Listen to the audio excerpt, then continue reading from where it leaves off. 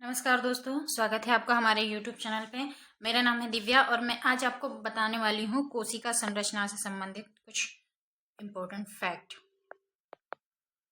जैसा कि आपने साइंस में पढ़ा हुआ, ये बहुत ही इम्पोर्टेंट टॉपिक है जिसमें सेल्स के बारे में पढ़ा जाता है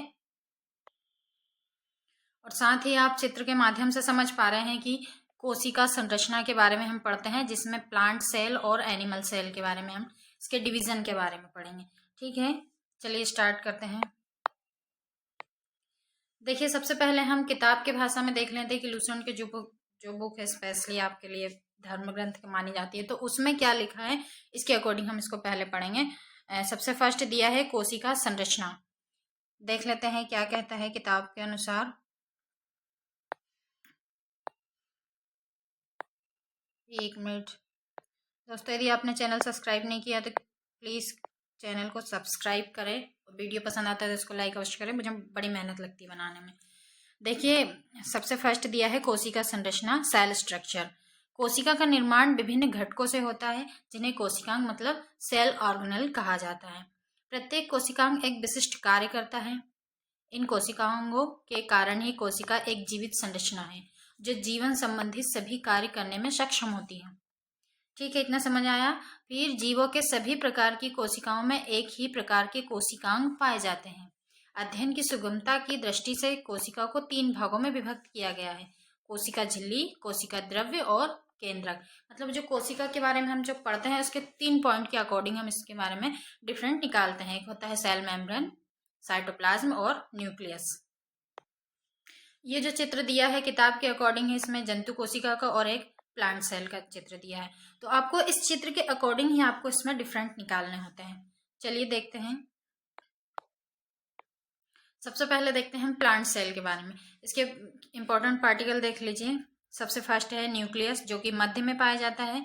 फिर होता है न्यूक्लियस और इसके बाद होता है रफ एंडोप्लाज्मिक रेटिकुलम, जो कि ये जो संरचना दिख रही है आपको पर्पल कलर में, मैं आपको इसको थोड़ा सा कलर से हाईलाइट कर देती हूँ। ये जो पर्पल कलर की जो संरचनाएं दिखाई दे रही है वो है रफ एंडोप्लाज्मिक रेटिकुलम। इसके बाद नेक्स्ट है स्मूथ एंडोप्लाज्मिक रेटिकुलम, जो है इसमें देख लीजिए जो छोटी वाली संरचना है, छोटे वाले पार्टिकल जो हैं जिसमें ये स्मूथ टाइप से है, मतलब ये सॉफ्ट है और इसमें छोटे छोटे सूल से बने हैं जो कि रफ हो जाएगा। इसके बाद है माइटोकॉन्ड्रिया, जो कि इस टाइप की संरचना है, हम इसके बारे में डिटेल्स में पढ़ेंगे। वैक्यूम है और राइबोसोम्स दिया है। फिर है cell wall, cell membrane, cytoplasm,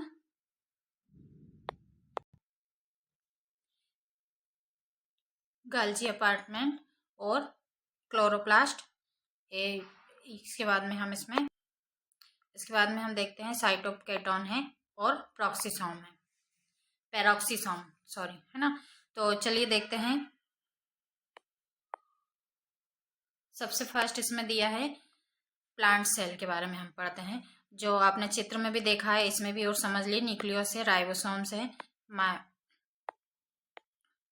microbody, cell wall, mitochondria, plasma membrane, vacuum, chloroplast, Golgi apparatus और स्मूथ एंडोप्लाज्मिक रेटिकुलम। इसके बाद रफ एंडोप्लाज्मिक रेटिकुलम। देखिए क्या लिखा है कि पादप कोशिका के प्रमुख भाग है कोशिका भित्ति, कोशिका झिल्ली, केंद्रक, रेक्तिका, क्लोरोप्लास्ट, हरित लवक और कोशिका द्रव्य। दोस्तों, इसमें आपको बता दूं कि मैं जो सेंटर में जो होता है ये हो जाएगा इसका सेंटर पॉइंट, अर्थात इसको केंद्रक कहा जाता है। देखिए, ये चित्र ही बहुत इंपॉर्टेंट है, आप इसको समझ लोगे तो इसका पूरा कॉन्सेप्ट समझ जाएंगे। तो ये जो हो जाएगा सेंटर में इसका केंद्रक कहलाएगा। इसके बाद ये जो संरचना है ये क्लोरोप्लास्ट कहलाएगी, जो कि ग्रीन कलर का, जो प्लांट को ग्रीन कलर जो मिलता है वो क्लोरोप्लास्ट के कारण मिलता है, जिसका इसका मीनिंग ही होता है ग्रीन कलर। इसके बाद हम देखते हैं न्यूक्लियस, राइबोसोम, जो छोटे छोटे पार्टिकल जो बने होते हैं डीएनए और आरएनए के बने होते हैं, ये जो हो जाएंगे राइबोसोम्स। इसके बाद है प्लाज्मा मेम्ब्रेन, जो सेल्स जो होती है ना, एक प्रकार से सेल्स जो ये जो हम आप दिखा रहे हैं, ये जो सेल्स है इसके इंटरनल जो लेयर है, आंतरिक जो झिल्ली है, इसको कहेंगे प्लाज्मा मेम्ब्रेन। और इसके बाद हो जाएगा जो बाह्य सेल है, जो ये जो दिख रही है आपको डायग्राम में देख सकते हैं आप, सेल वॉल कहलाएगा ये। इसके बाद आप देख सकते हो जो बीच में स्पेस बचा होता है जहाँ पर कोई भी पार्टिकल नहीं पाया जाता है तो वो वैक्यूम हो जाएगा, मतलब रिक्तिका। रिक्तिका का मतलब ही सब सिद्ध हो रहा है कि जो स्पेस बचा हुआ रहता है जो, तो उसको हम रिक्तिका कहते हैं। नेक्स्ट देखिए क्या है, अब हम इसको डिटेल्स में थोड़ा थोड़ा समझ लेते हैं क्या होता है। जैसे कोशिका भित्ति दिया है, कोशिका भित्ति मतलब जो हमने सेल वॉल पढ़ा है ना, जो बाहरी जो लेयर होती है इसकी, यह पादप कोशिका के चारों ओर एक कठोर परत होती है जो इसे आकार और सुरक्षा प्रदान करती है, और यह मुख्य रूप से सेल्यूलोज की बनी होती है। ये चीज सबसे इंपॉर्टेंट है, यही परीक्षा में पूछा जाता है कि जो कोशिका भित्ति किससे बनी होती है, सेल्यूलोज से बनी होती है ना। इसका पार्टिकल देख लेते हैं। ये जो होती है एक प्रकार से सेल वॉल है इसका, है ना। इसमें जो छोटे छोटे ये जो डॉट डॉट दिख रहा है ये प्लाज्मा मेम्ब्रेन हो जाएगा। इसका जो आंतरिक संरचना है ना ये इंटरनल लेयर है, और इसके बाहर बाहर की तरफ जो मोटी लेयर होती है जैसे एक सेल होती है, तो सेल की जो इंटरनल हो जाएगी वह प्लाज्मा मेम्ब्रेन हो जाएगी, और इसकी बाहर की लेयर होती है जो सख्त होती है, मोटी होती है, ये वाली सॉफ्ट होती है इंटरनल वाली। ठीक है, जो बाहरी सेल होती है यह बहुत ही कठोर होती है, कठोर संरचना होती है, जिसे क्या कहा जाता है, कठोर परत होती है, और इसे सेल्यूलोज की बनी होती है, और इसे सेल वॉल कहलाता है। वॉल का मतलब समझ रहे हो ना, एक प्रकार से दीवार होता है। और इसमें क्या पाया जाता है सेल वॉल में, आपको देखना है पैक्टिन पाया जाता है और हेमी सेल्यूलोज पाया जाता है। ठीक है, ध्यान रखिएगा, पैक्टिन और हेमी सेल्यूलोज पाया जाता है किसमें, सेल वॉल में। और इसका क्या है, मिडल लैमला। चलिए देखते हैं नेक्स्ट क्या है। नेक्स्ट ऑर्गन है इसमें कोशिका झिल्ली, सेल मेम्ब्रेन, जो हम पढ़ते आए हैं। सेल मेम्ब्रेन क्या है, यह कोशिका के अंदर और बाहर के बीच की सीमा होती है जो विभिन्न पदार्थों के आवागमन को नियंत्रित करती है। मतलब सेल के अंदर हम जो भी ये हम प्लांट के बारे में पढ़ रहे हैं, मतलब जो सेल के जो, जैसे हम कुछ भी भोजन खाते हैं तो वो क्या करता है, परासरण के माध्यम से सेल्स में चला जाता है। तो क्या होगा, ये जो है यह कोशिका के अंदर और बाहर के बीच की सीमा होती है, सेल वॉल, इंटरनल जो बॉडी सेल होती है, और ये क्या करती है, पदार्थों के आवागमन को नियंत्रित करती है। एक प्रकार से एक छन्नी नुमा संरचना के रूप में काम करती है, जो कि जो कठोर पदार्थ है उसको बाहर ही कर देती है, और जो सॉफ्ट होते हैं उसको इंटर करने देती है। ठीक है, तो ये एक प्रकार से पदार्थों के आवागमन को नियंत्रित करती है। ये किससे बनी होती है,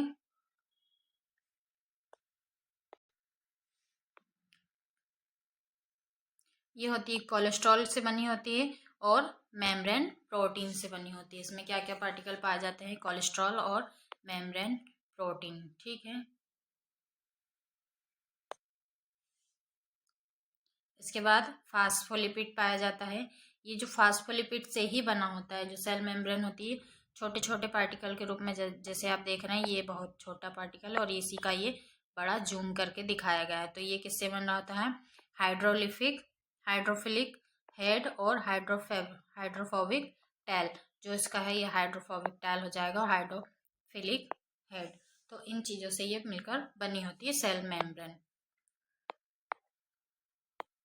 नेक्स्ट है न्यूक्लियस, केंद्रक। यह कोशिका का नियंत्रण केंद्र होता है जिसमें कोशिका के सभी आनुवंशिक पदार्थ डीएनए पाए जाते हैं। मतलब कोशिका के इसमें सारे आनुवंशिक पदार्थ इसमें पाया जाता है, स्पेशली डीएनए। तो न्यूक्लियस पोर्स होते हैं, जो इसका है न्यूक्लियस है, तो इसमें न्यूक्लियस स्पोर पाए जाते हैं, और ये जो सेंटर पॉइंट होता है न्यूक्लियस कहलाता है। इसके बाद न्यूक्लियर इन्वॉल्वलेट, क्रोमेटिन और न्यूक्लियस पाए जाते हैं। क्रोमेटिन जो तंतुनुमा संरचना आपको दिख रही है ना, इस टाइप से इसमें दिख रहे हैं ना, तो ये हो जाएगा क्रोमेटिन। इसके बाद है सिंट्रैन। अगला पॉइंट देखते हैं, रिक्तिका है वोकेल, जिसमें यह एक झिल्ली से घिरा हुआ अंग होता है जो पानी, पोषक तत्वों और अपशिष्ट उत्पादों को संग्रहित करता है, और पादप कोशिकाओं में यह बड़ी और स्थायी होती है। ठीक है, आप देखेंगे कि ये जो खाली स्पेस बचा होता है एक प्रकार से, वह वैक्यूम कहलाता है। तो यह है रिक्तिका कहलाती है। और ये क्या करता है, इसमें क्या क्या चीज़ पाई जाती है, वाटर पाया जाता है और पोषक तत्व, ठीक है, जो इन सेल्स के बाकी ऑर्गेनिक पार्ट से निकलकर इसमें एकत्रित हो जाता है, मतलब संग्रहित हो जाता है। अपशिष्ट उत्पाद जिनका उपयोग नहीं होता है वह सारा वैक्यूम में एकत्रित हो जाता है। तो ये खाली स्पेस को वैक्यूम कहा जाता है। नेक्स्ट देखते हैं क्लोरोप्लास्ट। क्लोरोप्लास्ट क्या होता है, ये केवल पादप कोशिकाओं में पाया जाएगा, प्लांट सेल में। यह पादप कोशिकाओं में प्रकाश संश्लेषण के लिए जिम्मेदार होता है। भाई ग्रीन हरित लवक जो है ये क्या करते हैं, प्रकाश संश्लेषण करते हैं और प्लांट्स के लिए भोजन बनाने का काम करते हैं।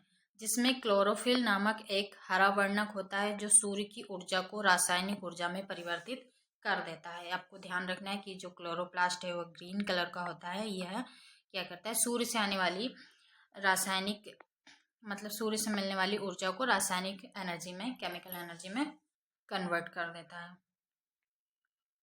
नेक्स्ट देखते हैं। नेक्स्ट है कोशिका द्रव्य, साइटोप्लाज्म।